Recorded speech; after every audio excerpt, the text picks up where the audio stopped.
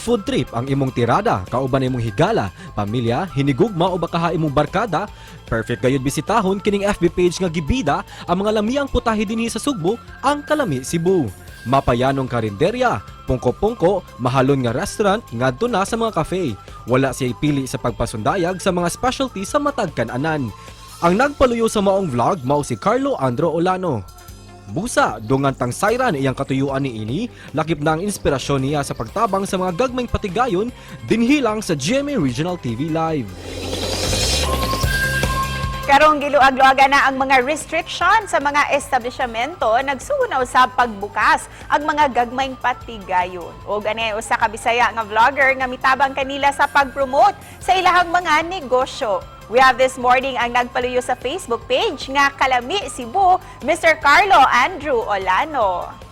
Maayong buntag, Sir Carlo. Welcome. Sir, Yes, welcome very sa good ato luck. ang programa. Pakigreet sa ato ang mga kapuso nga nagtanaw karong buntaga. Hello sa tanang mga kapuso diha. I hope na namahaw na mo. Excited sa to GMA Regional TV Live. It's my first time here actually. So, hi mga kapuso. Sir Carlo, dalaygon kayo ang imuhang gibuhat pinaagi sa imuhang mga vlogs. Kanusa ba ka nagsugod ni ining vlogging, sir? Well, nag-start ko almost around mga 8 years ago. May kuan ko, I used to be, nagtrabaho pa ko ba, dahil hilig ni mga ahon. Sige ko pamicture pagkaon ba, na-realize na ko na sige mo pamicture pagkaon, asam na na ko i-post. So, I created a page na para lang din sa mga pagkaon. Pero say nakapaaghat kanimo, sir, sa pagbuhat ni ining mga vlogs nga nakatabang gayud sa mga business owners. Unang-una, hilig ko pagkaon. So, ganahan ko mangita asam pinakalaming kananan dire sa Cebu. Hindi ko ganahan magbalik-balik pa. Although kung masuki na, ganahan ko mo balik doon. Pero, ganahan ko ma-discover ba. I wanna taste it all. Ganahan ko tilawan tanan. Especially now, after pandemic, then Odette pa yun, grabe yung epekto sa na industry na doon sa kong kasing-kasing. So, karon mo nang ibalik sa ko na nalan active sa ko na dapat ipa-inumdom na po sa mga tao asa ang mga lami, abri na sila balik o encourage mo na po na pangaon na sa balik. Sa imuhang mga natabangan, sir, sa mga paagi ninyo sa exchange deals ninyo, sir, sa mga resto owners? Actually, ako, nayuban ka nang magpabisita yun sa ako, pero kanang kuban ako na content at kanang musuro ilang yung kumuhato ko ka bang, especially ka ng mga kananan na walay mga pangan ba na hebaw ko, lami at yung mga pagkaon diha. Kaya actually, I just do it for them. Kung ano na gina, because hebaw ko na lami sila na dapat ipanghambog sila o dapat natilawan sa kadaghanan ng mga pagkauna. Sir, sa nagkadaghan nimo nga following sa social media, unsay main goal sa Kalami Cebu? Unsa na main goal sa atong page?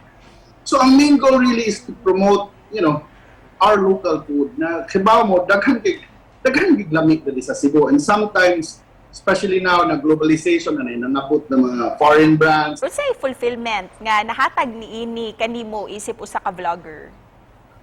Well, una, of course, nalipay ko in a way, labi na kung mubalik ko sa kakananan niya. Ngayon, sir, salamat kayo, nakatabang with kayo ka, or salamat kayo, na-shock ko na after kung igawas mong video na nagkapuliki siya kay daghan ko no kayo, ilinyahan siya. Usay, bro, wow, wag ko kahibaw ba na ingana din na usahay na din, ingana nag-impact usahay ng mga isang short videos or gamay ng mga photos. And Sir Carlo, para kanimo, unsay choy nakalahi sa ato ang mga kaugalingong Filipino dishes over sa nagkadaghan nga mga foreign cuisine?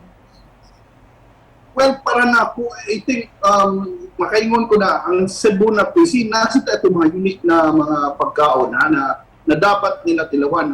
Hindi lang lechon na daghan dito classic pagkaon. We have a lot of influences sa lain-lain, at influences sa Chinese, sa Spanish, pero ang pagkuan ba na ang atong flavor profile na medyo pagkatamis o pagkapara na kuan sa ba na something na dapat sa nila matilawan.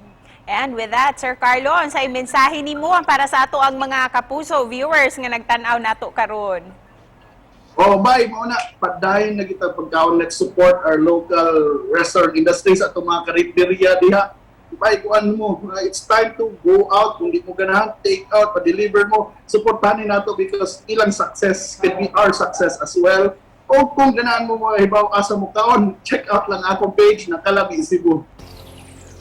Dagang salamat kayo, Sir Carlo, for sharing your advocacy with us this morning. Salamat kayo and may buntag, mga kapuso.